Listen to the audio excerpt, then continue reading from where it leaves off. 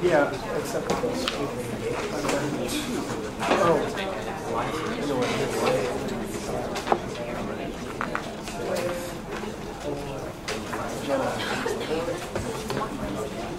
Home stretch last week.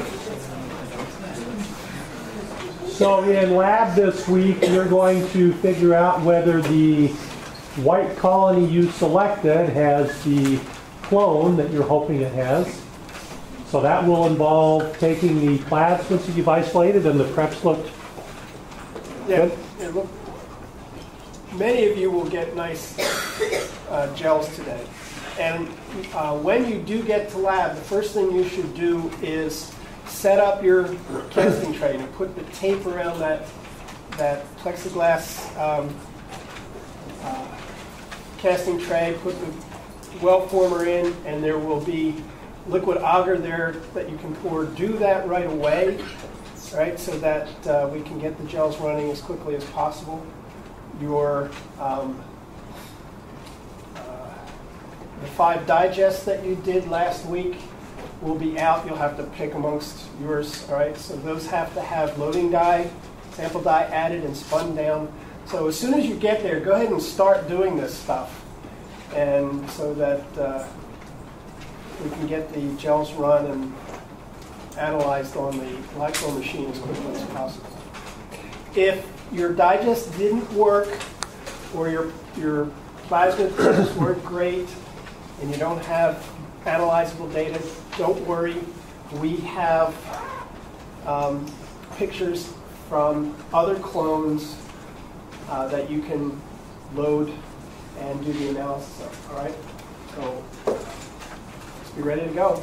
Any pre-lab quiz or anything? Okay. Good. Oh, while I think about it, we're doing evaluations this week in lab, remember? Yes. So if you have a device that you can bring to get onto the internet to do evaluations, especially if you're in the larger lab sections, what, Monday and Tuesday, we would appreciate if some of you could bring that. Have you done evaluations? Has anybody tried your phone? Does it work on your phone, or does my FC pretty funky on your phone? Works on your phone? Okay. Good. So think what you're doing today. You took a white colony and you picked it out. You grew it up in broth to basically make more copies of those particular cells, and then isolated the plasmid. So now you got this plasmid from your white colony, and your job today is to try to figure out what's in it. Okay? You took one volume out of that genomic library, and you want to open it up and read it now and say, does this have the clone that I want? So to do that, what do you have to do? You have to take that plasmid and you have to digest it with EchoR1. You did that last time, right? Right. Okay, so you split it open, and if you got a recombinant plasmid, which the white colony would suggest you did, you should have how many pieces of DNA? You have 2, right? You should have one for the split open plasmid, and then one for the piece of land that was inserted into it. So now what you need to do is you need to do electrophoresis and see how far does that piece of inserted DNA migrate, compare that to the migration pattern of the latter, and then you should be able to calculate what that inserted piece is. Remember, you were expected to predict what your gel would look like as the assignment for this week. Right? There was that page at the end of week 3 where you were to predict what would the blue plus lane look like, what would the blue minus lane look like. Those were your non-recombinant plasmids, digested and not digested. What would the white plus and white minus, digested and non-digested recombinant, and then a lambda ladder or a lambda digest, all right? The intention of having you do that is so that when you do get your picture of your gel today, you actually have some idea of what's going on there. Right? If you took the time to try to predict what your gel would look like, assuming any one of the 4 lambda fragments that could be ligated into puck. Okay? So if you do that work ahead of time, then the analysis today is really going to be very straightforward. And in terms of making that prediction, the most important thing you have to remember is what? Smaller pieces of DNA migrate slower or faster? Faster, right? Okay. Just to reinforce something we talked about a couple of weeks ago, remember that if you are successful today and if you knew which colony from your plate you took that particular material to isolate your plasmid, you could go back and grow that stuff up, and then you would have a group of cells that would have that particular clone inserted within it. What if your results indicate you didn't get the proper clone? And you have to try again, right? So it's kind of like going into a library and looking for a particular volume, and you're having to open all of those and look in them and see, is that the correct volume? Dr. Morgan made a very good point. You probably wouldn't do this whole procedure on just one white colony and wait to get your results and then go back and do it again. That would be like going to the library and looking for a particular volume, and there's thousands there, and you go in there and open one and say, that wasn't it, I'm going to go home and come back the next day. What you would really do is you would then go, okay, I didn't get that one. While I'm in the library, I'm going to look at another one, another one, another one. So if you were doing this for real, you would sample many, many of those white colonies, maybe even all of them on the plate, and set up the digest, and then do the analysis, so you'd not be running just one analysis. You'd be looking at many colonies, and as long as you kept straight which colony gave you which fragment, then you would be much more efficient in your time. This is exactly what happens in research labs all over the world, day in and day out. If you're trying to understand the structure of a particular gene, or you're trying to clone a gene or part of a gene so that you can use it, for example, to make a vaccine. People are probably doing that right now with the genome of the Zika virus, trying to find out what part of the genome codes for the protein code of that virus, so that that can be used to produce large quantities of that viral protein that could be used for a vaccine. So what you're doing is pretty much what's done day in and day out in lots of molecular biology labs all over the world. The same strategy of taking DNA, cutting it, cloning it, isolating the clone, finding out what clone you have, does it have the right sequence. We're just doing a little teeny bit of that in a very fundamental way. It was pretty exciting. I mean, just think about the people who are concerned about Zika virus spreading throughout, the tropical parts of North America. I mean, this summer is not going to be fun in a lot of, especially in like Puerto Rico, some of the Caribbean islands. How do you defend against something for which we do not yet have a vaccine? We're going to be killing off a lot of mosquitoes, but once you have a vaccine, well, then you can prepare people to defend themselves better. And it's exactly this kind of procedure that is being done to develop that kind of a vaccine. And a great segue into finishing up talking about virus. So what we're going to do today, since we don't really have any more lab material, and we've got time before your quiz, is I'd like to try to finish up virus today. If we can do that, and I think we can, then that'll leave Tuesday entirely for review for your exam on Thursday. Okay? A word about the virus questions. Remember, those 10 questions are going to be bonus, and my original intention was to put those on this exam. But this exam, I think it's going to take some thought, and I think it might challenge you in terms of time for completion.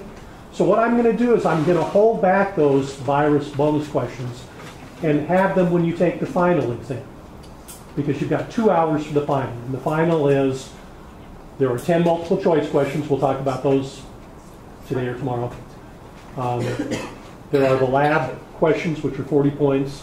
And then I'm going to put these 10 multiple choice questions on the virus. If you choose not to do those, it can't hurt you. But if you do choose to do them, then you can potentially get more points added on to your total point score. So since we operate on a point basis, it doesn't matter that the 10 points aren't on this exam versus on the final exam. A point is a point is a point. So I think that'll help you out a little bit in terms of not having to rush through exam number 3 and going, I got to get to those virus questions. Okay? Any questions? Okay, so we finished up last time talking about the life cycle of an enveloped virus, and that enveloped virus was a special virus, HIV, and we talked about the fact that HIV is this weird RNA virus. It is a retrovirus because it has this interesting enzyme shown in green here, reverse transcriptase, which can copy DNA into RNA. Remember that kind of, it's contrary to the central dogma.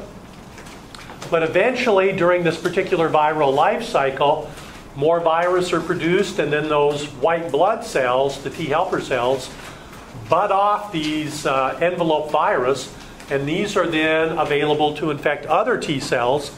And eventually, the presence of the virus in this T cell is going to kill that T helper cell, and that's going to result in a decrease in immunity. So HIV, which is the result of, AIDS, which is a result of human immunodeficiency virus infection, is a pretty devastating disease. So, when a virus infects the cells, typically we have this kind of uncontrolled chain reaction where one cell gets infected, it can produce 200 or 300 virus.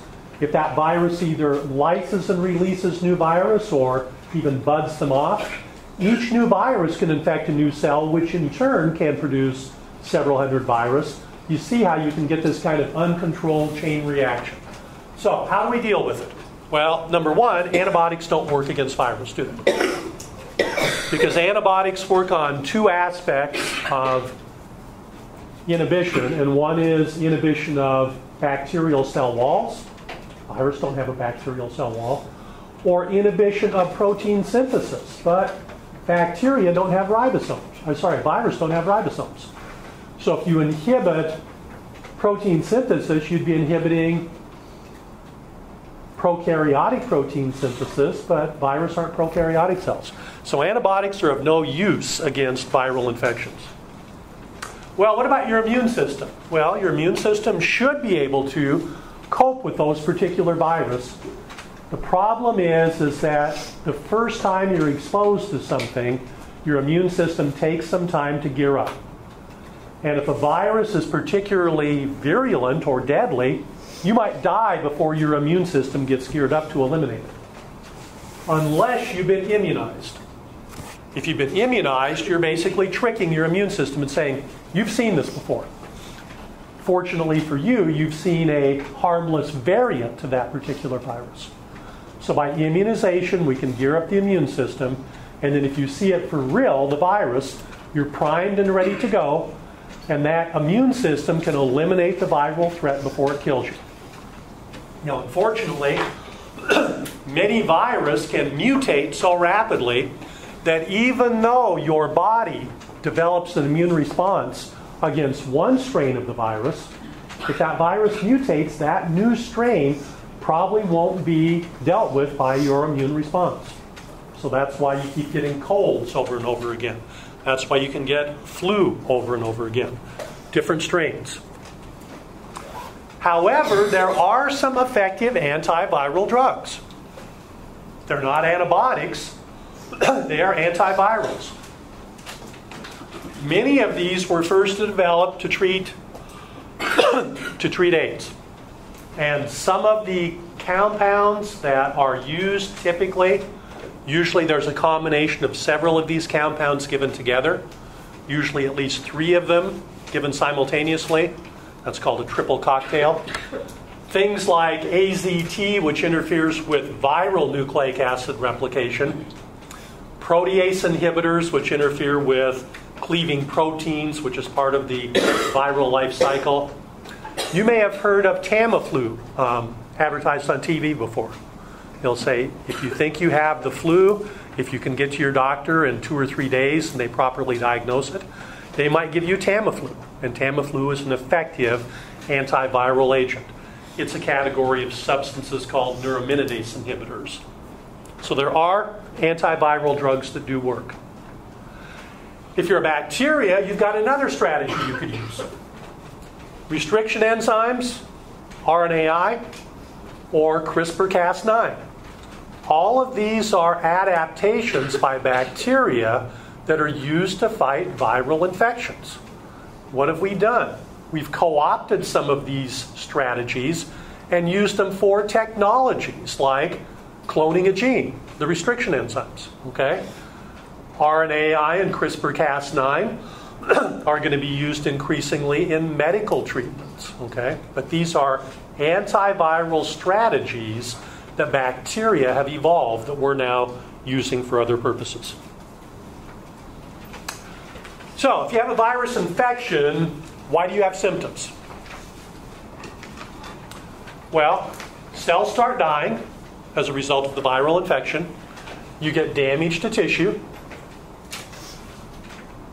That damage typically causes particular symptoms. If it's your upper epithelial of your nasal tract, you might start sneezing. Or if it's the epithelial lining of your respiratory tract that gets destroyed by the viral infection, then you might start coughing. And so a lot of those symptoms that you get from a viral infection are the result of cells being destroyed by being turned into virus factory. Fortunately for you, once your immune system tamps down the virus infection, many times these tissues can regenerate, and eventually your symptoms abate. Your cough stops, you stop sneezing. Okay? But sometimes some cells can't regenerate, like nerve cells. And so there can be long-time permanent consequences due to cell destruction, like developing paralysis from polio. So that's one reason you have symptoms. Another reason that you can have symptoms from a viral infection is that infected cells can sometimes produce toxins. And we'll talk a little bit more about how this happens when we talk about a second type of viral life cycle we haven't gotten to yet. But basically, the viral infection causes the cell to be transformed, and that can result in disease symptoms. That's also the case when a virus infection causes cancer. The virus has transformed the cell and turned it into a cancer cell. Okay? So hepatitis B infection can cause liver cancer. A virus called herpes can cause Burkitt's lymphoma. And we've talked about the Powell virus, which can cause cervical cancer.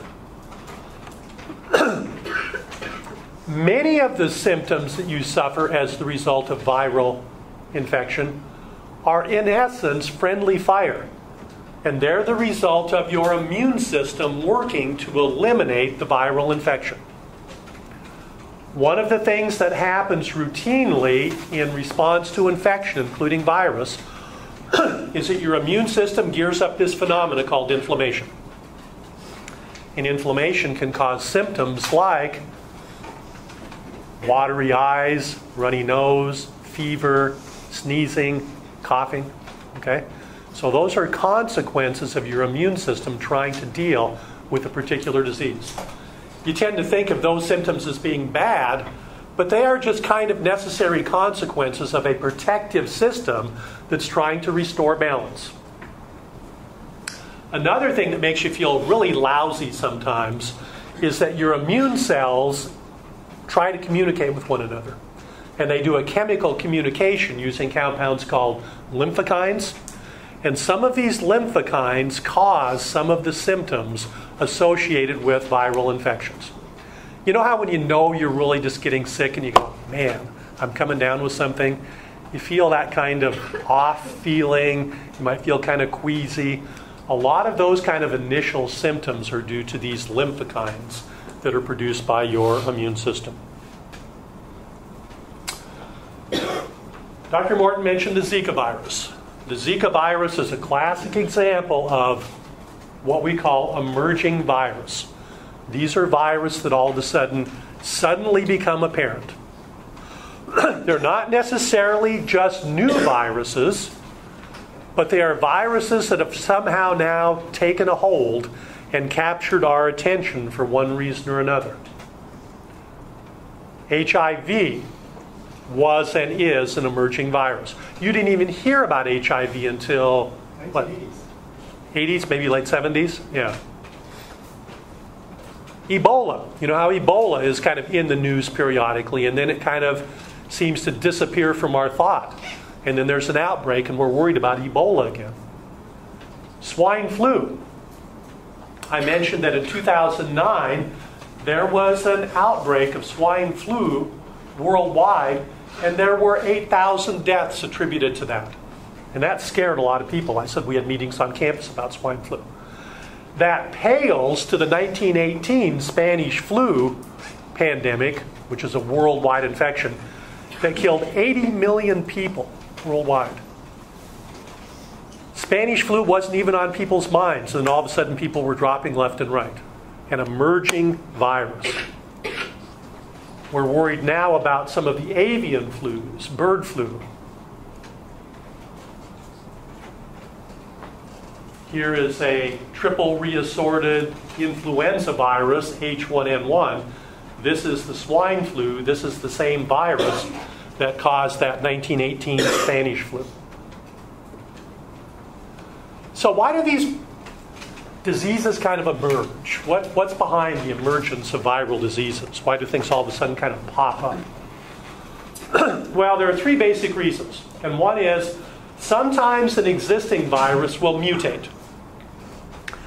And the mutation rate is especially high in viruses that have an RNA genome, particularly those single-stranded viruses. One of the things that's really important is that if DNA is being copied into DNA using DNA polymerase has proofreading capabilities. If RNA is being copied into RNA by one of these viral enzymes, RNA polymerase can't proofread. So every time an RNA virus is replicating within a cell and copying its RNA, mistakes are being made and they're not being picked up. So these particular RNA viruses tend to have a high mutation rate. Allergies or illness? Oh, I definitely have a cold. Definitely have a cold. Got a virus infection going on here.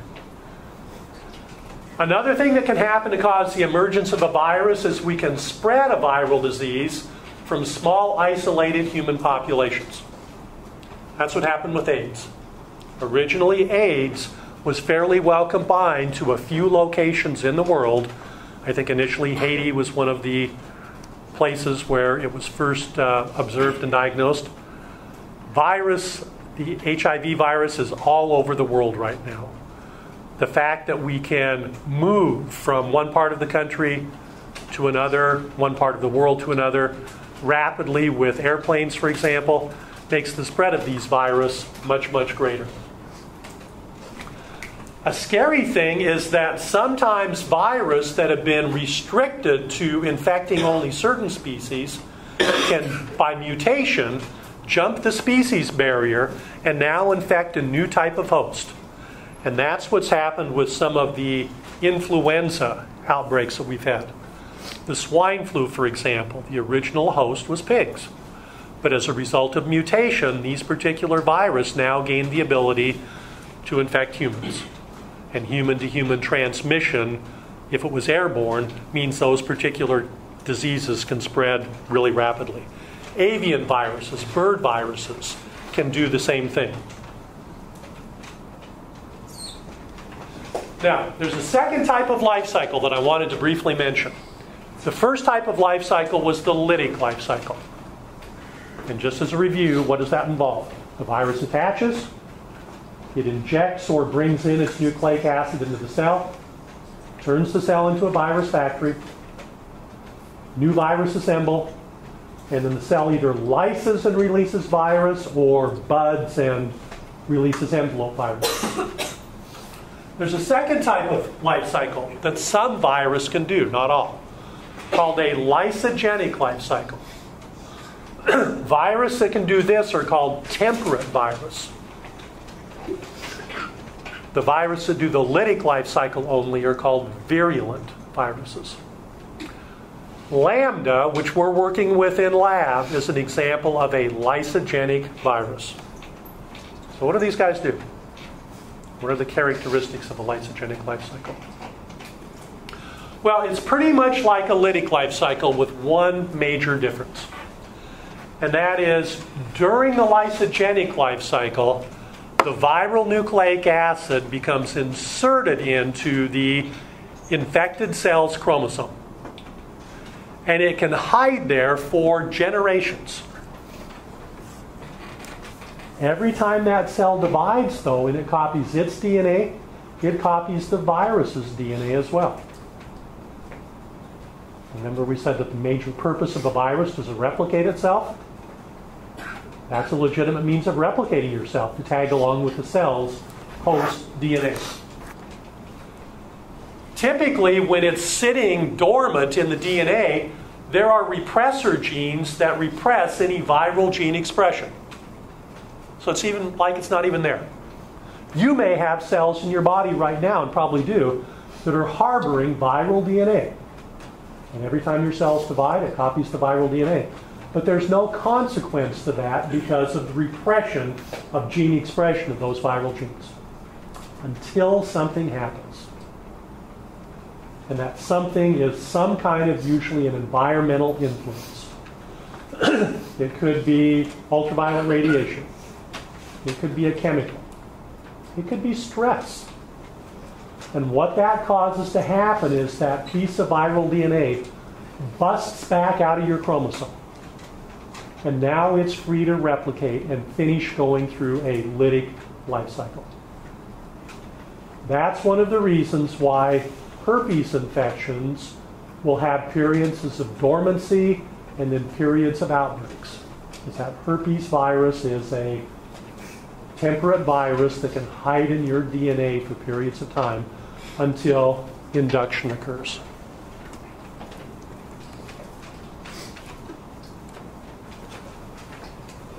So here's our lytic life cycle. And basically we've got a phage infecting a cell, in this case a bacterial cell, releasing its DNA.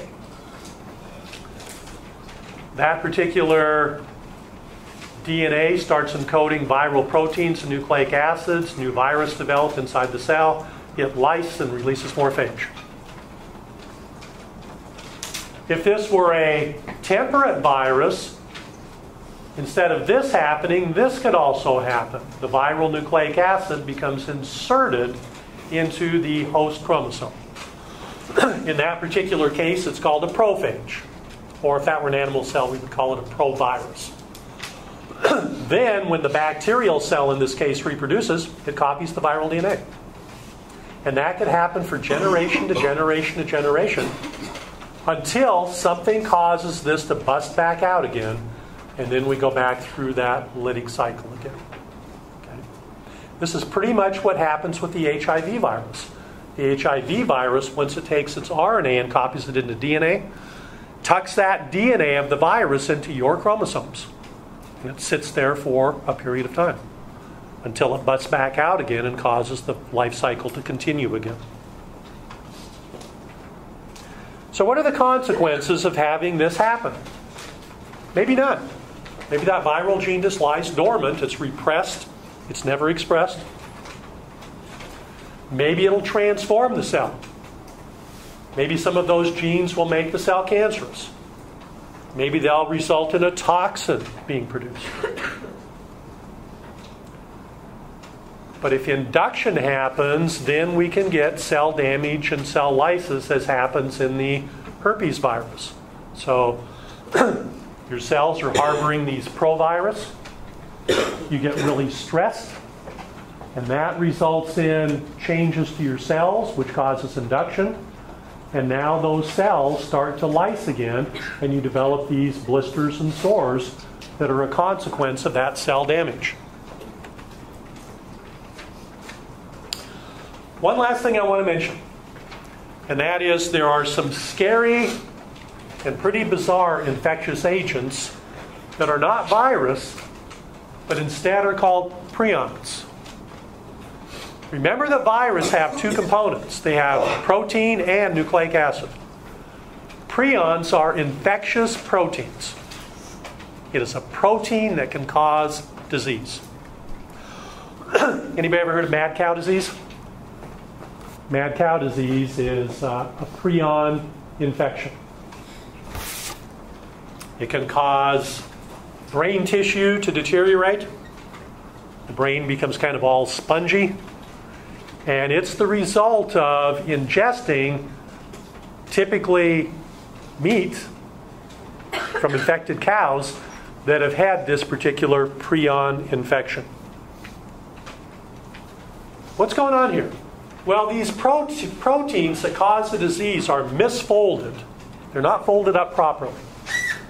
And what's bizarre about these misfolded proteins is they can cause other proteins to be misfolded. And these misfolded proteins can impair cellular function. So mad cow disease is an example. There are some other prion diseases. So here's a prion. You might ingest this.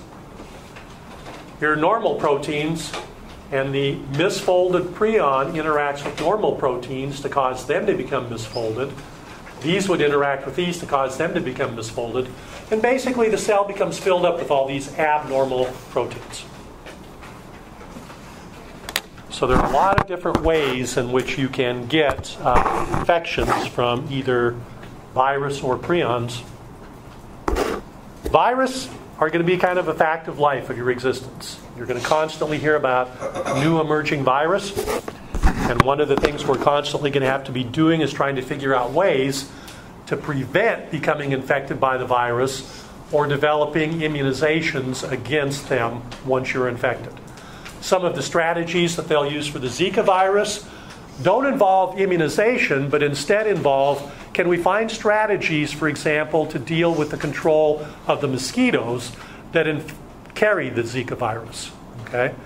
Same thing is true with our strategies for malaria, which is not a viral disease, but again, controlling the vector can be an effective way of trying to halt the transmission of this particular disease.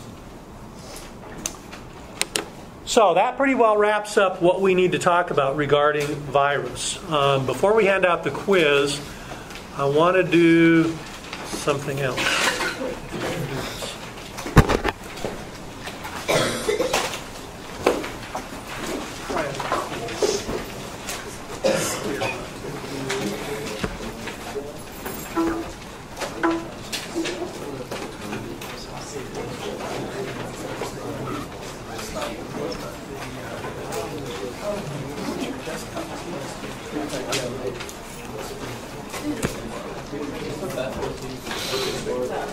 Okay.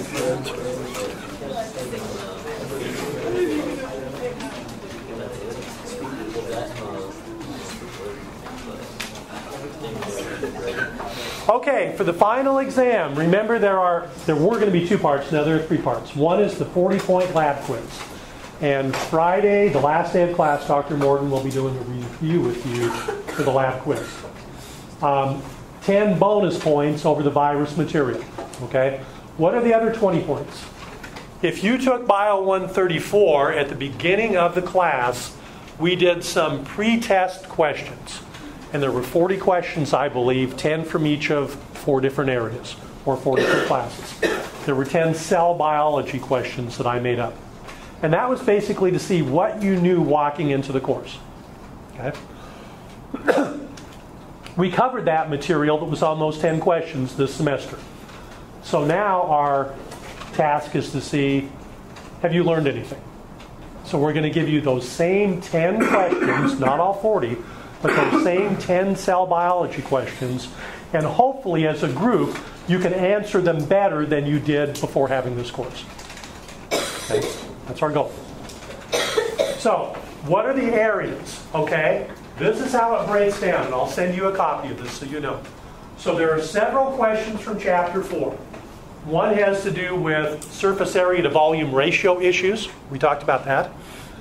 And related to that is the effect that vacuoles have on the plant size, the size of plant cells, and how that relates to surface area to volume ratio. So that's one of the concepts.